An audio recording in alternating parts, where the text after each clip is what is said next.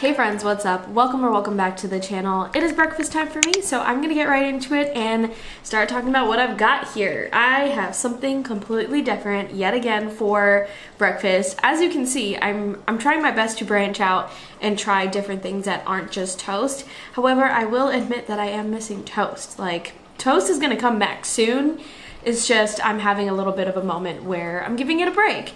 So what I have in front of you here, I know it doesn't look attractive at all. It was so funny because I usually do a Tuesday toast video, which is the day that I record this video. I do a Tuesday toast on Instagram as like a reel series kind of thing, but obviously I'm not having toast. So I'm low-key worried that this is not going to look attractive enough to get onto my Instagram feed, but I did record it. If it did end up looking good, you can probably already see it. But what we have here is overnight oats, if you couldn't tell already. I used to not enjoy overnight oats at all. I used to actually hate overnight oats.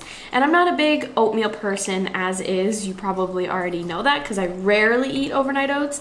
But this recipe, I really like it a lot. And this is not my recipe. This recipe is from Plant U, which is a really awesome, very simple and accessible plant-based cookbook.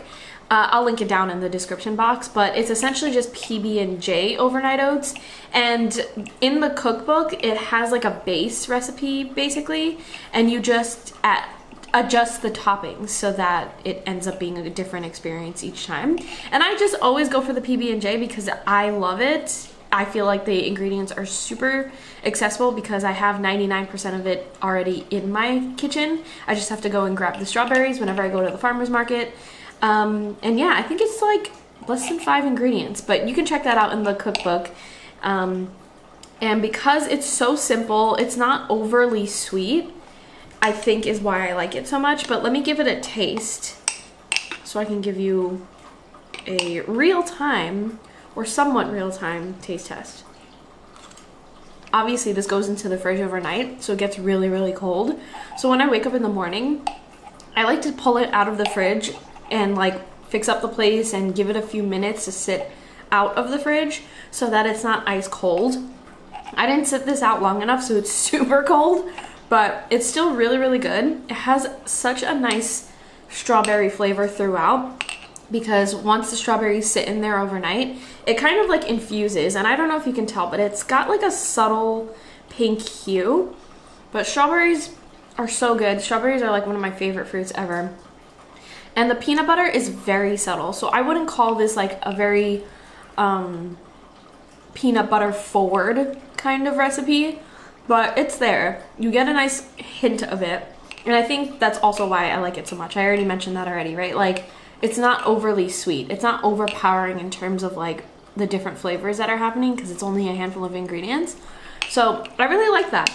Also, the chia seeds that go into this recipe help to thicken it up, which makes it a little bit closer to pudding as opposed to like really wet oats, which I personally like. I like it thick. Okay, it's like an hour later, but I'm at the same spot. I will be moving from this spot afterwards, but I made myself some coffee. I decided to not do the Sakara powder this week just because I'm not feeling it.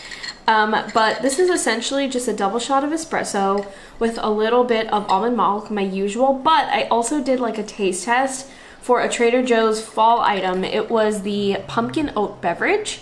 And I really liked it. Long story short, I did a full taste test on my TikTok, but I added a splash of that at the end of this because I think oat milk is a little bit too creamy for me. So most of this is almond milk. It just has that splash of oat milk and a little hit of that pumpkin. Hello again, friends. It is time for lunch. I'm having lunch kind of late, but it's all good. I am excited for what I'm about to make because it consists of bread, and I love bread. So I am essentially just making like a veggie sandwich, but we'll start with the base.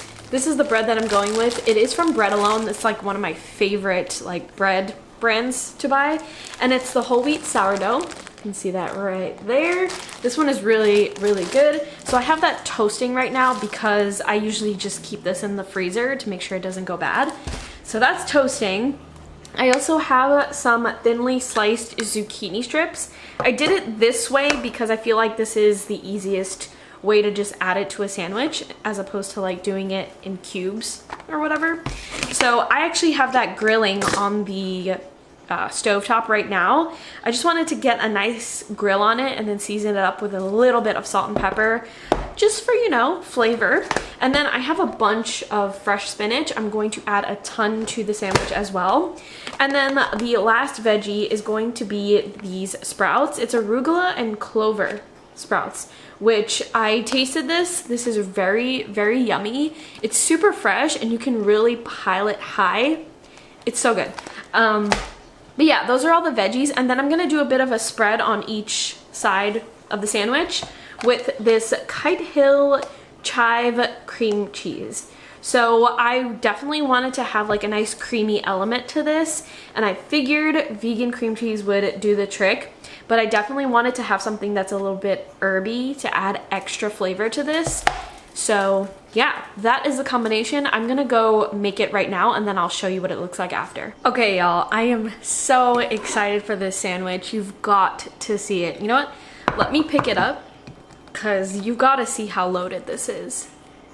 It looks so good. Oh my gosh, all of those veggies, but then that nice smear of the vegan cream cheese on both sides.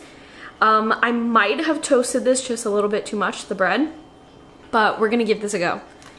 And I'm gonna hold the plate so that, oh, are you blurry? I hope I'm not blurry. I can't really tell because it's darker than it is supposed to be. Like, it's not even raining or anything like that, but this is so good. It's so fresh. Like, what's making it super, super fresh are those sprouts. And I will say that little salt and pepper that I added into it, thanks to like the grilled zucchini, just gave it an extra oomph and flavor. And the cream cheese. You know me, I love me a vegan cream cheese. The chive one is super good. And because Kite Hill is like a really savory kind of vegan cream cheese, it makes this 10 times better. Like, I feel like this sandwich wouldn't be complete unless you had a really nice spread to go with it to kind of like combine all the flavors. And Kite Hill cream cheese is a really good spread. It's not just a bagel topping. So yeah, such a success for lunch. Hey friends, so I'm coming at you from the office. I know it's a little bit random, but I actually have a vet appointment today. So I'm gonna be heading out and I don't know how long I'm going to be. So I wanted to give you the rundown of what's going on for dinner. So there's two options that could potentially happen here. The first option, if we do end up coming home pretty early, I will be making veggie burgers with a side of roasted honey nut squash. Option two, if we don't end up getting home in time for me to cook and it's like super late, we are likely gonna order. And I have no idea what we're gonna order, but if we do, you will see B-roll of that right here. But that is all for this week's video. I hope you liked it. I hope it was fun. I appreciate you, and I will talk to you in next week's video.